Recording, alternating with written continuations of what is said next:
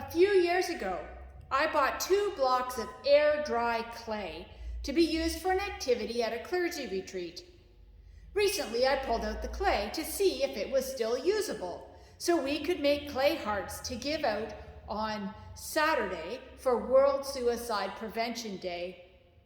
The clay was kind of malleable, leaning on the almost too hard to massage into a new shape. The amazing thing with air-dry clay is that before it turns hard, one still has a chance to reconstitute it. You take the clay, cut it up into smaller pieces. Placing them in a Ziploc bag, you add water. You push out excess air and close the bag tightly.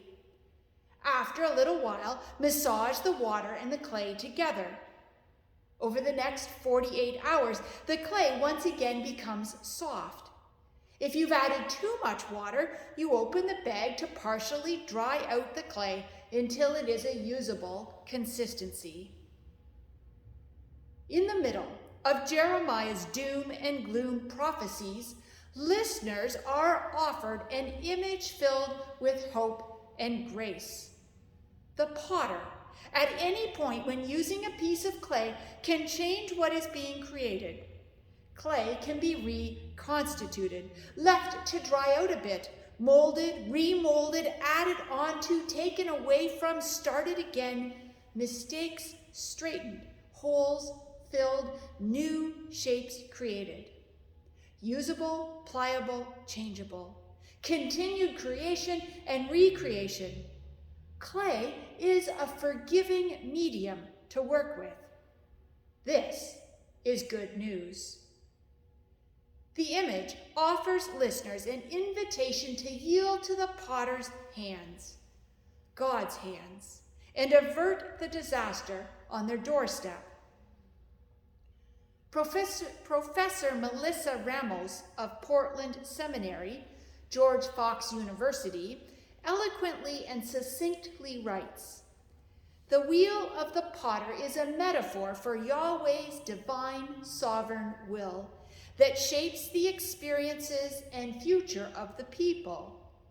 Yet the metaphor also gives room for the will of the people to shape and decide their own future as the clay. In this metaphor, God works with the clay toward a desired outcome, yet the clay may resist that shaping and so become misshapen and ultimately rejected and reshaped into another vessel.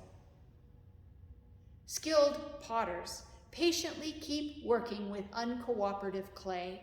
Feeling flaws in the vessel, they correct, adjust, and shape. There's a dance, a prayer, if you will, between the potter and the clay, both involved in creation of the vessel." Although not a story in the canonical Bible, ancient manuscripts, non-canonical Gospels, the Muslim Quran, and a lesser-known Jewish text tell the story of young Jesus who makes birds out of clay. Some variations say 12 birds. Jesus is chastised for creating the birds on the Sabbath. According to the law, it is a day of rest. At this, Jesus speaks to the birds, commanding them to go, and the birds fly away. The crowd is surprised by the miracle and whisper among themselves at Jesus' power. The religious authorities have Jesus on their radar. This story sounds like many Jesus stories that we know. On this day, Jesus gives life to clay birds, and the religious authorities are upset that it is the Sabbath. Jesus gives life to 12 clay birds.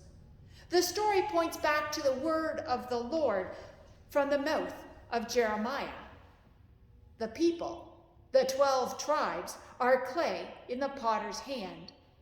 The people are given an invitation to yield to the potter's hand, to mold themselves in a new direction, to be recreated, for flaws to be massaged out, turning the vessel into life-giving purpose, a return to covenant living.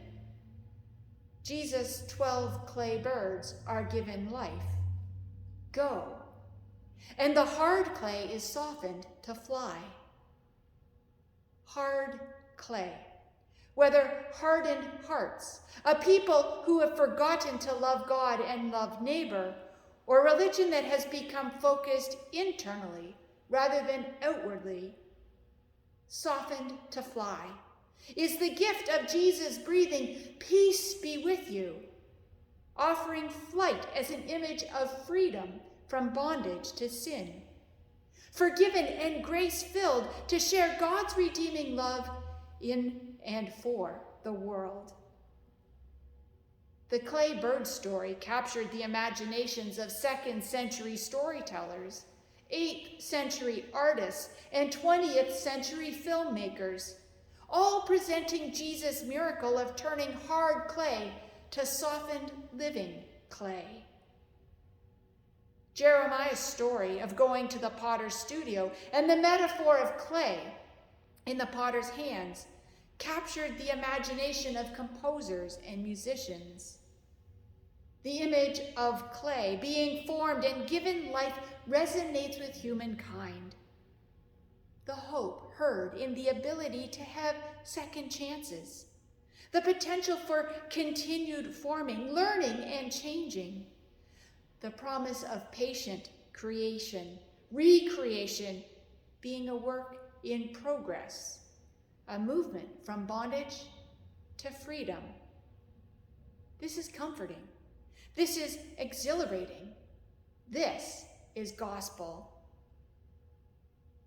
I've been thinking about the clay hearts created to hand out on World Suicide Prevention Day.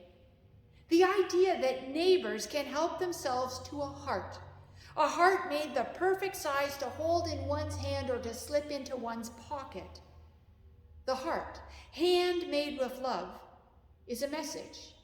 You are not alone. You are loved. A reminder to the holder for times of sadness, grief, loneliness. I am not alone. I am loved. These clay vessels that we are, always on the potter's wheel being molded, continually turned from bondage to freedom, allows us to take a bit of who we are and mold pieces of love for another, creating clay hearts. I see us much like Jesus with a clay bird in his hand. Jesus breathes, "Peace be with you. Now go." And the clay birds are given life. Today we hold clay hearts, simple pieces of clay. We offer them. We let them go to bring life, freedom to those who find the world hard, the people around calloused, and their own selves in bondage.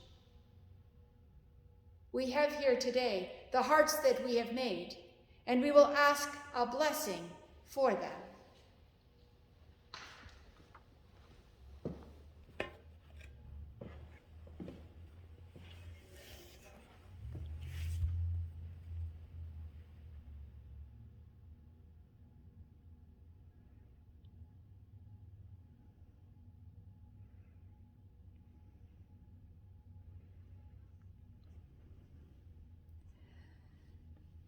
Master Potter, you continue to mold us and to fashion us as individuals and as a community.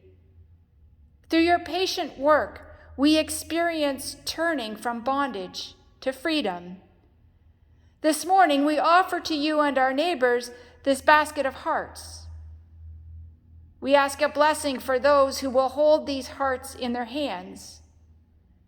Give them peace, hope, and freedom from whatever bondage holds them. Through the hearts, may the holder feel your love and our love for them. In your holy name, amen.